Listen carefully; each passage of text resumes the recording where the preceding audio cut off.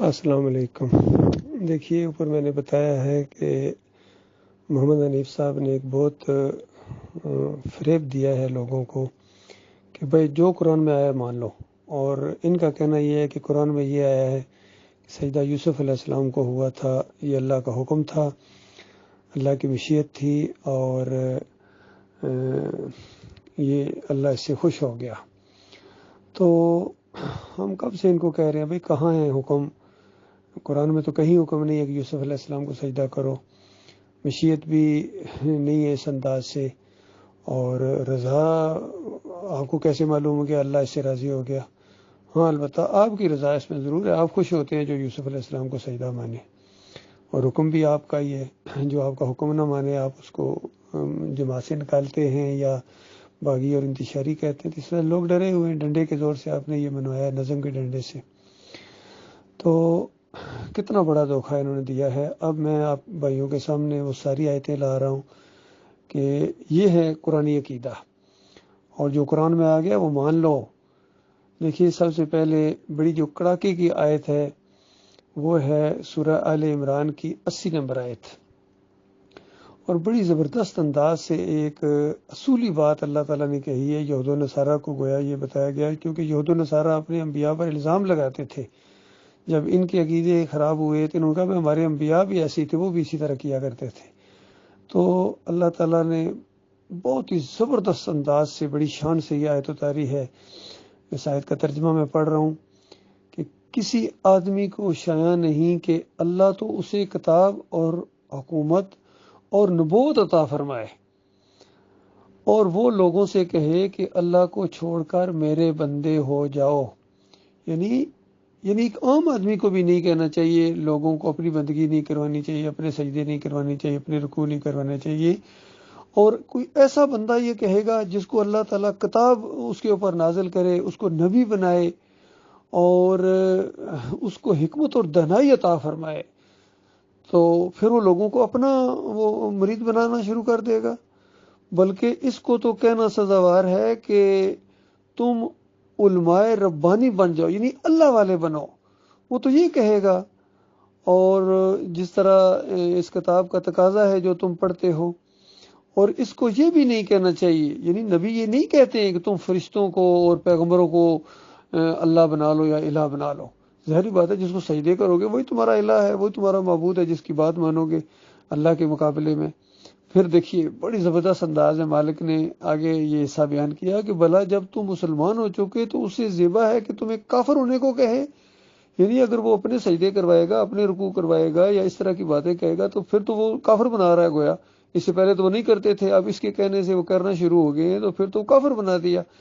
تو اللہ تعالیٰ بتا رہا ہے کہ یہ انبیاء جو ہوتے ہیں یہ کافر بنانے نہیں آتے ہیں، یہ کافروں کو مسلمان بنانے آتے ہیں۔ یعنی اللہ کے علاوہ یہ دوسروں کو سجدے کر رہے ہوتے ہیں، دوسروں کی نظر و نیاز کر رہے ہوتے ہیں، واسطے وسیلے دے رہے ہوتے ہیں، ڈر رہے ہوتے ہیں، توکل کر رہے ہوتے ہیں۔ یہ ساری چیزیں ان سے مخلوق سے ہٹا کر ان کو اللہ کے ساتھ کرواتا ہے۔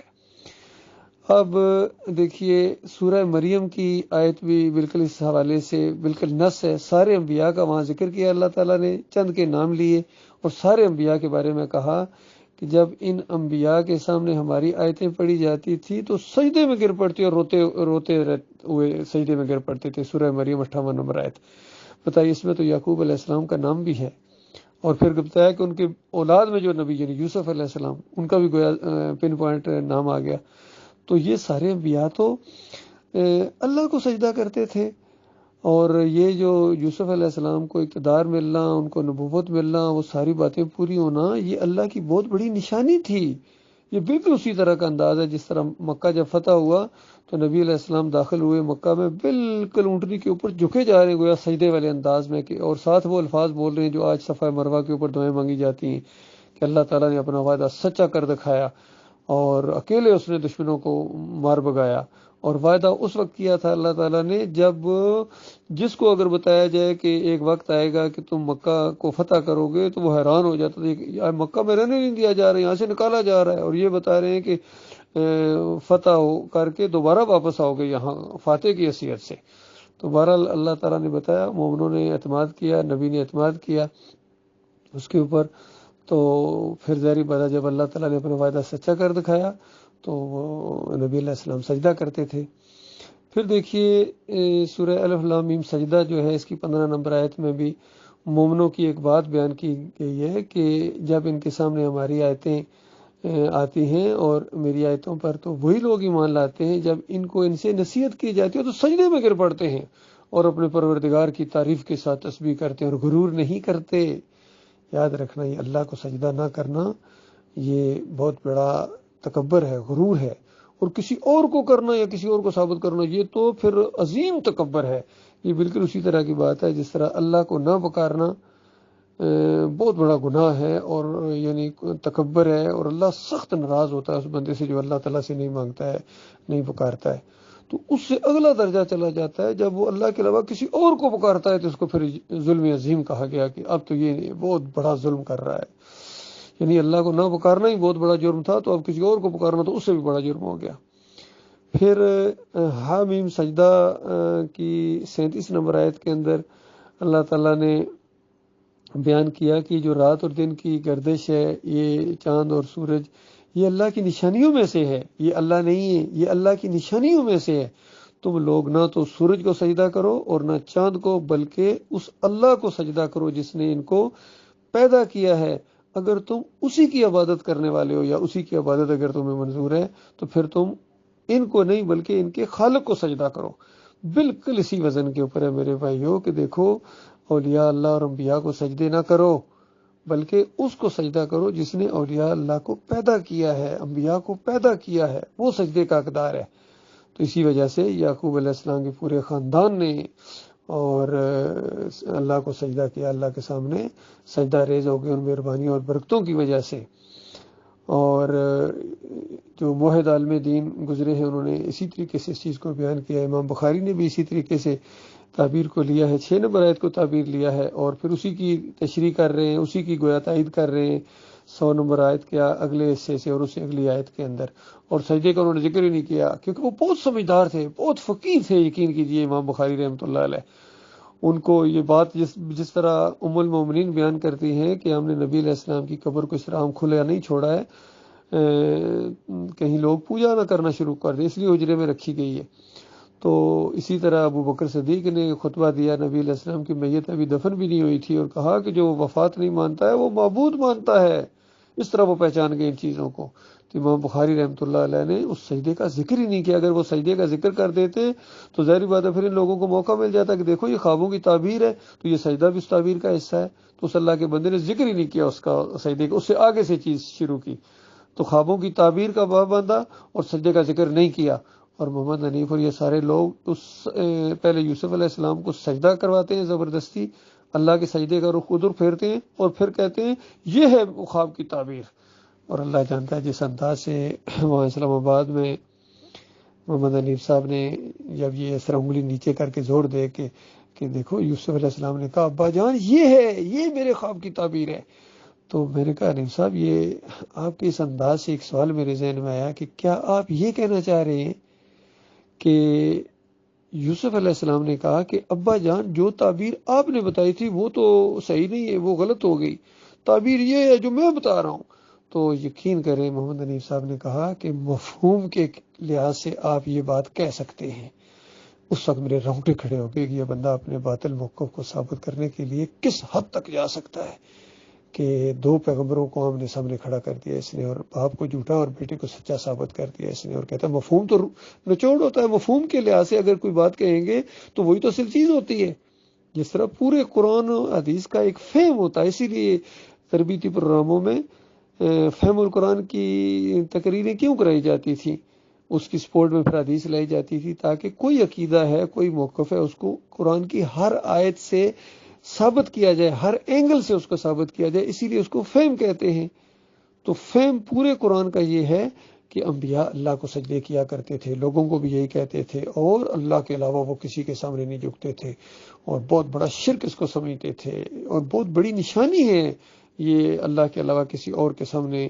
سجدہ کرنا،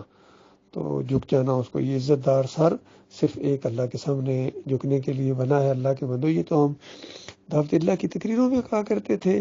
جنتیوں کا بنیادی عقیدہ اس کے اندر یہی بات لکھی ہوئی ہے، فلاح کا راستہ اس کے اندر یہی بات لکھی ہوئی ہے، ایمان خالص قسط اول کے اندر کتنی جگہ یہ سجدہ تعظیمی کا ارادہ ہے۔ اور ڈاکٹر صاحب عام طور پر یہ کہا کرتے ہیں عثمانی صاحب کہ یہ ہندوؤں کی طرح ڈنڈوت کرتے ہیں، تو یہ ڈنڈوت ثابت کر دی محمد حنیف صاحب نے یوسف علیہ السلام کے لیے، تو یہ بہت بڑا ظلم کیا ہے۔ پھر دیکھیے سورہ زمر، اس کے اندر اللہ تعالیٰ نے بھی سارے انبیاء کا ذکر کیا ہے اور کہا کہ سب انبیاء کی طرف یہ وحی کی گئی ہے،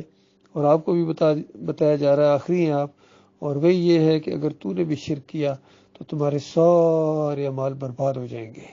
اور کہ یہ یہاں تفصیل نہیں بیان ہوئی ہے، شرک بالکل واضح چیز ہوتی ہے، اللہ کے علاوہ کسی کو پکارنا، کسی کو واسطے وسیلے، کسی کی نظر و نیاز، کسی کے سامنے رکوع اور سجدے، یہی شرک ہوتا ہے۔ تو یہ عام بات بیان کی گئی۔ پھر سورہ الانعام کے اندر کہا گیا کہ 88 نمبر آیت میں کہ یہ اللہ کی ہدایت ہے، اس سے اللہ تعالیٰ اپنے بندوں میں سے جسے چاہے وہ اس پر چلاتا ہے، اور اگر وہ یعنی یہ لوگ بھی شرک کرتے تو جو عمل وہ کرتے تھے وہ سب ضائع ہو جاتے۔ جسے عام بات کہہ دی، پہلے ان کے اعمال کی تعریفیں کی، وہ بڑے تہجد گزار تھے، وہ بہت بڑے نیک لوگ تھے، جہاد کرنے والے لوگ تھے، روزے رکھنے والے، مہمان نوازیاں کرنے والے، بہترین اخلاق کے حامل تھے، لیکن ساتھ ہی مالک نے فرمایا کہ سنو، شرک ایسی بری چیز ہے کہ معمولی چیز نہیں ہے، اگر وہ شرک کرتے تو ان کا سارا کیا کرا میں برباد کر دیتا، مجھے کسی کی پرواہ نہیں، کیونکہ اللہ واحد القہار ہے اور شرک اللہ کو گالی ہے۔ نبی علیہ السلام نے فرمایا مات یشرک باللہ شیء دخل النار، شیء، معمولی سا بھی شرک کس نے کیا اور توبہ نہ کی وہ آگ میں چلا جائے گا، اور یہ سجدہ یہ تو پہاڑوں سے بڑا شرک ہے۔ پھر دیکھیے یہ سورہ یوسف کے اندر یہ جو 100 نمبر آیت میں آیا ہے، وَرَفَعَ أَبَوَيْهِ عَلَى الْعَرْشِ وَخَرُّوا لَهُ سُجَّدًا، کہ یوسف علیہ السلام نے اپنے والدین کو تخت کے اوپر بٹھایا اور وہ سب کے سب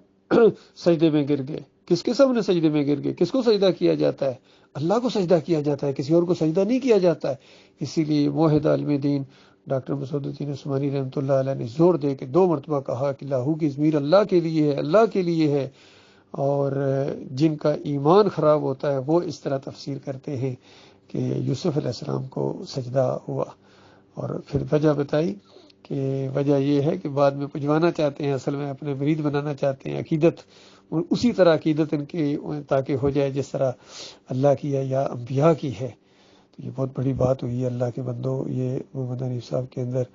یہ جو شرک آیا ہے بہت خوفناک شرک ہے، اللہ ان کو توبہ کی توفیق عطا فرمائے، کیونکہ اب بالکل ضعیف ہیں اور بالکل قبر کے کنارے، ویسے بھی موت کسی کے لیے بھی کسی لمحے آ سکتی، ہو سکتا ہم ان سے پہلے چلے جائیں، لیکن یہ ہے کہ مرنے سے پہلے اگر توبہ نہ کی جو بھی مر جائے گا شرک کے اوپر، کتنے انہوں نے مروا دیے، صابر علی اسی شرک کے اندر چلے گئے، خالد عزیز حافظ قرآن ہوتے ہوئے اسی شرک کے اوپر چلے گئے، محمدی گل صاحب نے بھی اسی شرک کا ساتھ دیا، اور کتنے لوگ تھے لاہور میں جو لوگ خود ان کے اپنی بیوی اسی شرک کے اوپر مر گئی۔ پھر دیکھیے جو آیا ہے سورہ نمل کے اندر، وہاں بتایا گیا کہ ایک چھوٹی سی چڑیا ہے ہدہد، انسانوں شرم کرو، تمہاری سمجھ میں یہ بات نہیں آتی ہے، بڑے پڑھے لکھے ہو، پی ایچ ڈی ہو اور یونیورسٹیوں میں پڑھاتے رہے ہو، ایک چھوٹا سا پرندہ ہے ہدہد، وہ ایک بستی کو جب دیکھ کے آیا ہے اور آگے سلمان علیہ السلام کو کہتا ہے کہ میں نے وہ کچھ دیکھا ہے اس قوم کو کہ اللہ کو چھوڑ کر آفتاب کو سجدہ کرتے ہیں، اور شیطان نے ان کے اعمال انہیں آراستہ کر دکھائے اور راستے سے روک دیے گئے، بس وہ راستے پر نہیں آتے ہیں۔ دیکھو ایک ہدہد کو بھی پتا ہے کہ سجدہ صرف اللہ کو ہے، اللہ کے علاوہ چاند کو سجدہ کرنا، سورج کو کرنا، یہ تو بہت بڑا جرم ہے، اور کسی نبی کو کرنا یہ اس سے بڑا جرم ہے میرے بھائیو۔ اس نقطے پر بھی ذرا غور کرنا، کیونکہ سورج چاند ستارے تو ایک بے جان قسم کے اجسام ہیں، ان کی تو کوئی اپنی تعلیمات نہیں ہیں، لیکن انبیاء کی تو اپنی تعلیمات ہیں کہ اللہ کے ساتھ شرک نہ کرنا، وہ خود کر کے دکھاتے رہے ہیں کہ ہم اللہ کو سجدہ کرنے والے ہیں، اللہ کے علاوہ کسی اور کے سامنے سجدہ نہیں کرتے۔ کتنے ایسے ایسے موقع آئے ہیں کہ بڑے بڑے ظالم بادشاہوں کے سامنے بھی انہوں نے سجدے نہیں کیے ہیں، اور یعقوب علیہ السلام نے اپنے بچوں کو جب بلایا، جب فوت ہونے لگے وفات کے قریب، تو کہا کہ میرے بعد کس کی بندگی کرو گے؟ انہوں نے کہا ابا جان یہ معاملہ بالکل ذہن سے یہ نہیں رکھیے، ذہن میں رکھیے کہ باقی کوتاہیاں آپ نے دیکھی ہماری زندگی کی، مفہوم میں بیان کر رہا ہوں، لیکن باقی کوتاہی، لیکن الہ کے معاملے میں، معبود کے معاملے میں، بندگی کے معاملے میں ایک ہی الہ ہے، آپ کا الہ، آپ کے باپ کا الہ، آپ کے دادا کا الہ، اس کے علاوہ ہم کسی اور کے بندے نہیں ہیں۔ غور کیجئے کس طرح ان کا عقیدہ صاف تھا۔ اور آخر میں یہ سورہ الرحمن کے اندر بھی بتایا، یہ ساری بوٹیاں، درخت، ہر چیز یعنی یہ اللہ کو سجدہ کرتی ہیں۔ دوسری جگہ آیا سورج، وہ پہلے اوپر آ گئی ہے کہ یہ سورج، چاند، ستارے سب اللہ کو سجدہ کرتے ہیں۔ باقی وہ لیسا دین میں جو چیز آئی ہے وہ یوسف علیہ السلام نے خواب دیکھا ہے، کوئی سورج چاند ستارے نیچے سجدہ کرنے کو نہیں آئے تھے، یوسف علیہ السلام نے خواب دیکھا ہے، اور خواب کی تعبیر ہوتی ہے۔ جس طرح اگر کوئی خواب میں دیکھے کہ میں نے وہ بیت اللہ دیکھا ہے، تو اس کا مطلب یہ نہیں کہ بیت اللہ وہاں آ گیا ہے، کراچی میں آ گیا یا لاہور میں آ گیا یا امریکہ میں آ گیا، نہیں، اس نے خواب میں دیکھا ہے۔ اسی طرح اگر جس طرح نبی علیہ السلام کو کچھ لوگ کہتے ہیں وہ میرے خواب میں آئے، وہ خواب میں نہیں آتے، خواب دیکھنے والا دیکھتا ہے، تو پھر اس کی تعبیر ہوتی ہے۔ زندگی میں کتنی مرتبہ نبی علیہ السلام نے خوابوں کی تعبیریں بتائی ہیں۔ تمام انبیاء اللہ کی وحی کی روشنی میں یہ چیز بتاتے ہیں۔ اللہ تعالیٰ غور و فکر کرنے کی توفیق عطا فرمائے اور اس شرک سے اللہ تعالیٰ بچائے۔ یقین کیجیے یہ شرک اگر سے حنیف صاحب تھوڑا سا اپنے آپ کو یعنی بالکل تھوڑا سا اپنے آپ کو ٹھیک کر دیں، یعنی اپنی سوچ کا رخ اللہ کی طرف کر دیں، تو یقین کیجیے بہت بڑا طوفان یہ ٹل جائے گا اور شیطان کا وار الٹ دیا جائے گا، اور یہ ساری جماعت پھر اکٹھی ہو جائیں گی، بکھرے ہوئے موتی اکٹھے ہو جائیں گے، اور جتنے لوگ ہیں سب کو واپس اکٹھا کر دیا جائے گا انشاءاللہ۔ لیکن یہ بہت بڑا واقعہ پیش آیا ہے 2017 کے اندر۔ بہرحال اللہ تعالیٰ نے ہمیں بچایا ہے اس شرک سے۔ اللہ کا جتنا بھی شکر ادا کیا جائے کم ہے۔ ہم ڈاکٹر عثمانی رحمۃ اللہ علیہ کے ساتھی ہیں، اور امام بخاری رحمۃ اللہ علیہ نے بھی اسی انداز سے بیان کیا ہے۔ قرآن کا یہ عقیدہ، یہ ساری قرآنی آیات پیش کی ہیں، اور ان کو ہمارا چیلنج ہے اور درخواست بھی ہے، سمجھو کوئی ایک آیت قرآن کی پیش کر دو کہ یوسف علیہ السلام کو سجدہ ہوا ہے یا کہیں حکم اللہ تعالیٰ کا ہے، یہ ایک آیت بھی پیش کر دو، نہیں کر سکتے ہو۔ اللہ تعالیٰ غور و فکر کرنے کی توفیق عطا فرمائے۔